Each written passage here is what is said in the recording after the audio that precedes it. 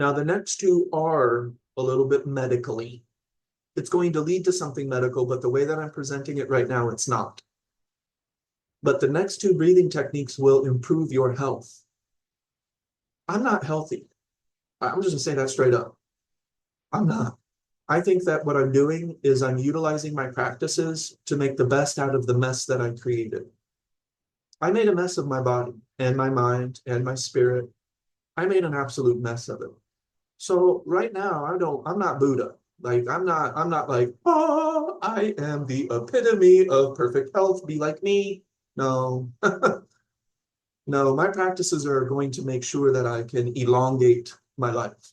Without them, I'd probably be dead already, to be perfectly honest. So without my mind practice or my pursuit of mind practice, no, I would have overdosed a long time ago.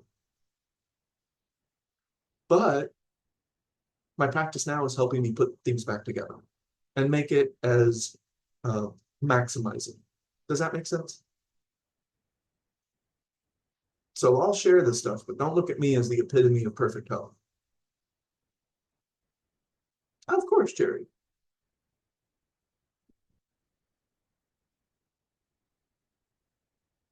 And I'm doing a part of the training that I will offer to you, but not yet. And it will be for get shit done factor. There's some things that we need to do first. So, okay, so the next two types of breath, you could look at it as being medically, but it's not going to be around a diagnosis. So then I am not offering medicine. But of course, it will lend to the medical system when that time comes. And I am using, because I don't know how to talk about this in English. Well, I don't know how to talk about this in allopathic or Western medicine, because it doesn't really exist.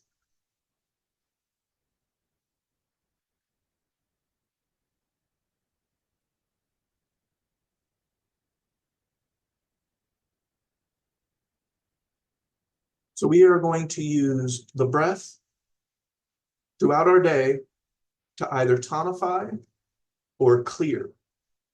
And I'm going to explain what that means, and I'll tell you how to use it. So tonify means to build up. So you know how we talk about in Chinese medicine, maybe you've heard this word deficient. That means exactly what you think it means. Qi deficiency means in that channel with that particular system, qi is deficient for whatever reason. We're not talking about the reason because there's probably a variety of reasons. But let's just say that one channel, let's say our lung qi deficiency. And I'm not trying to teach you Chinese medicine or anything. This isn't Chinese medicine related, but hopefully talking about it this way can help you understand what I'm talking about. So let's say something is deficient. Let's use Western. Let's say that we're vitamin, well, no, vitamins maybe isn't the best example.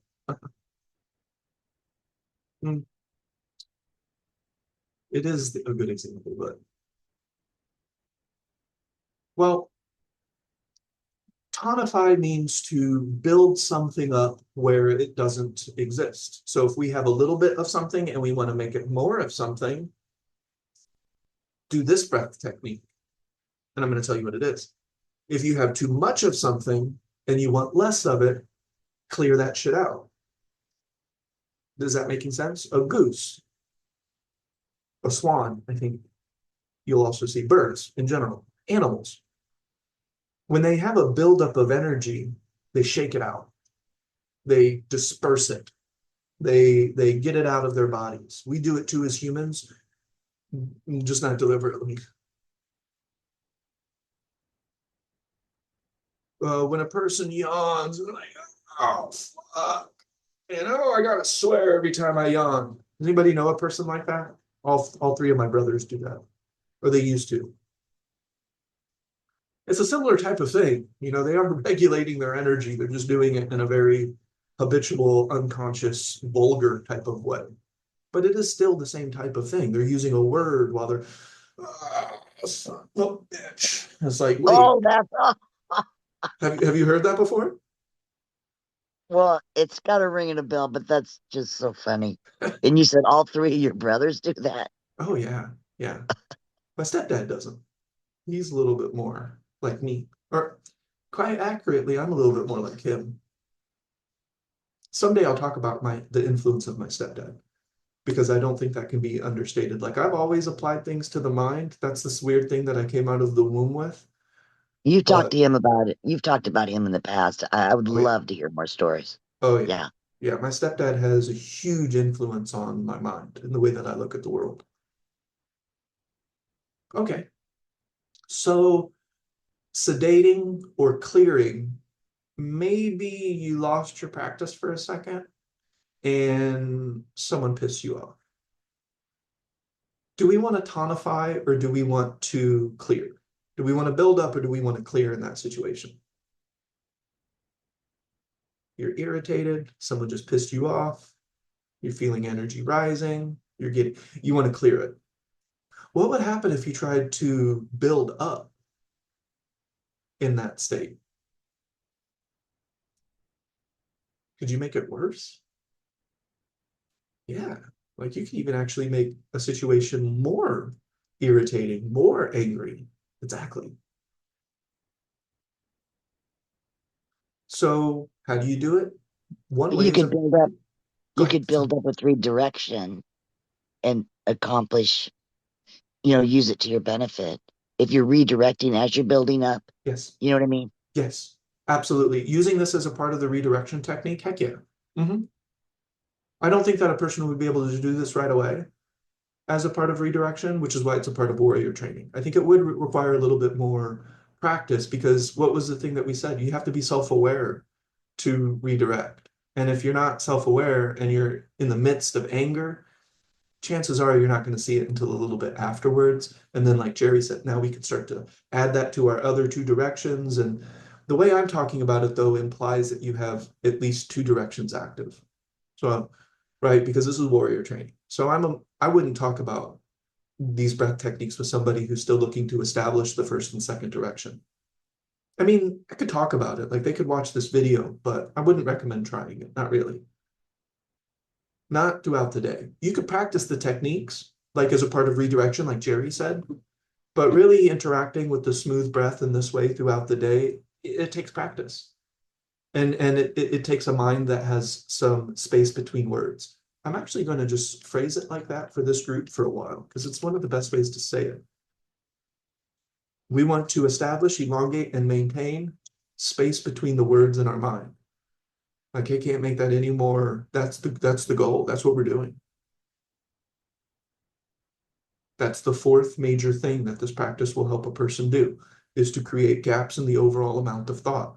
And that has been our mission since day one. It's been my mission for decades, even without knowing it. Does this make sense? So with my imagination, I imagine the breath. I imagine this thing clearing. I imagine it going out into the ether. If it's a part of redirection, I might even say it too, as a part of my internal mantra, my substitute dialogue, right? I'm going to get rid of this. I don't need it. I don't need this energy. I don't need this right now. I'm going to go back to my breath. I'm going to go back to my body. I'm back. All right. Here I am. I'm going to get rid of that. I don't need it. You can even, oh, you can even like, this is a brushing it off of your skin. Like get it out of your energy. Shake it out. Whatever you got to do. That's clearing and dispersing. And then building up, let's say that you're just a little down. It's not the worst. Like I'm not thinking anything. My energy's a little bit low. So I'm going to use that yang technique to help bring my energy up. Okay, that's better. And now I'm going to fill my bubble with energy. I'm going to fill it with my breath, my smooth breath, fill my bubble of perception. I'm going to imagine not dispersing, but really bringing in. Have you ever heard people do Qigong and they're like, breathe in the wonderful energy from the trees into your third eye? Do that. maybe without all of the woo-woo kind of, but if those words help you, then use the words. But do that. Yeah. Bring in energy from the outside that feels good. And that would be a tonifying. That would be building things up. And if you can get this basics down, I think you would be able to work with the system medically, because every single one of us have a deficiency and excess of something. There is no Buddha when it comes to medicine. Everybody has something. I don't care who the fuck they are. It's a I don't know if it's a blessing or a curse, but like when anybody shows me their tongue, I can't help it. I evaluate it. This is Chinese medicine. I can't help it. And so I the other day I saw this vegan and they put themselves on a pedestal, like they are the epitome of perfect health. Their tongue says otherwise. And I could almost guess their symptoms. And if they're not feeling them now because they've only been a vegan for like a week, they will feel them eventually. The symptoms that I'm talking about, because I see it in their tongue. If it's in their tongue, it's gonna be there's gonna be symptoms that I can find. Either I'll find it in their body through touch, or I'll find it in their pulse, or they'll tell me. But if they're trying to, What did that 1 week vegan's tongue look like? What was the coloring? Or that would be getting a little bit. I think Shada would want me to stay on topic. Color of tongue. oh, I'll answer that as soon as I stop the recording, though, oh, okay. No, keep going. I'll be quiet. because I can answer that. But of course I can't. Lohan padding. I have heard of it, and one of the things, I think that's another way of just tapping, right? In Chinese medicine and in Qigong, we tap. And you can call it Lohan, and that's probably a more, it depends, right? It depends on your intention, Saint Tina, because you can actually pat to tonify. You don't have to pat to clear. You can pat to tonify, but I will admit that it's usually used to clear. It could be done even for physical symptoms. So nodules and things like that.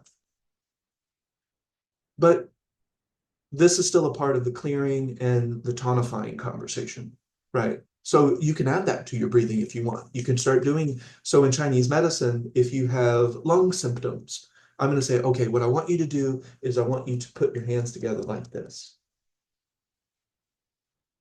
On your thumb side, I want you to start patting down your arm. Every morning when you wake up in the morning, just give it a nice gentle pat down the arm on both sides for about 2 minutes. Do it again in the afternoon and do it again in the evening. And that's because the patting will help see, you can be clearing energy or you can be encouraging energy with that Santina. And that's what we're talking about. We're talking about tonifying and sedating. Tonifying is encouraging energy. Sedating and clearing is like, I don't want to encourage you. I want you to go. I want you to exit stage left. You don't need to be here. But tapping could be technically for both. It just depends on your intention. Because the tapping that I was giving the example of, you could be clearing nodules, probably not, like nodules in your arm. Most people wouldn't be able to perceive that anyway. They don't have the touch sensitivity to feel those types of nodules. But you could be, the tapping is vibration, and that's waking things up. So sometimes you'll see different tapping in Qigong, and that's actually not clearing energy, that's encouraging it to flow there. It's adding vibration. So it really just depends on your intention, but it can clear energy, it can build up energy, just like our breath. It really depends on our intention, right? What do we want to intend with this breath? So now with our breathing technique, we're adding intention, we're adding will, we're adding smoothness to help things move in a certain way. If a person can embody this breath, if a person can maintain this breath reasonably throughout the day, they're going to notice that their whole life starts to look like that breath. It starts to look more stable. It starts to look more appropriate to the circumstances that are actually occurring. It starts to respond in terms of tonifying, building up, and letting things go somewhat naturally. Like it starts to just do it. And you're like, oh, I'm along for the ride. If you're aware, you'll be along for the ride. Because you have an active bubble of perception of internal and external awareness. If you don't have that, don't try to interact with your breath to this degree. If you are not maintaining, or at least significantly elongating the first two directions, I do believe that the breath will be too hard to try to maintain. It won't be hard to establish. You can establish on day one breath, of course. You can establish all four directions on day one. Elongate and maintain, that's a different story. And that's what we're learning to do here. We're learning to elongate and maintain attention on our breath. Use imagination with it. Now you have all four directions. You have all four directions active when you're using your imagination with the breath, assuming that you have internal and external. And one great way to look at this is the bubble of perception. That's what I call it. That's actually what Don Juan called it. I do talk about it a little bit differently, but I just like that term. Because that's how it feels. It feels like I'm creating a bubble around me of perception, awareness. All that makes sense? And throughout the rest of warrior training, I will refer to these five different breathing. It's really 4 techniques with smooth. All 4 of those are smooth. When we're tonifying, when we're sedating, when we're raising, when we're lowering. Now, if you have another breath technique that you want to use, because you just, reverse abdominal breathing, that's a Tai Chi breath, that can also be used to express power. That might be a good breath while you're going up the stairs. So you can still add other stuff. It's not just these breathing techniques. These will be the ones that are easiest to hold and to maintain. Right? Because if you're trying to do that deep abdominal breath, you're not going to do it all day long, unless you're sitting on a mountain with no distractions. And even then, probably not. That's why people have to excuse themselves from society and go off into the mountains and become monks, which is a very difficult physically life, but there are less distractions, and it does give you the opportunity to do things where you wouldn't be able to do it in our everyday situation. And if you did, you're going to get some stares. Like, people are going to look at you, which is fine too, if you don't mind. Any questions about any of this? Does this feel like something that you can work with to help establish and elongate the breath? Establish, elongate, and maintain breath attention.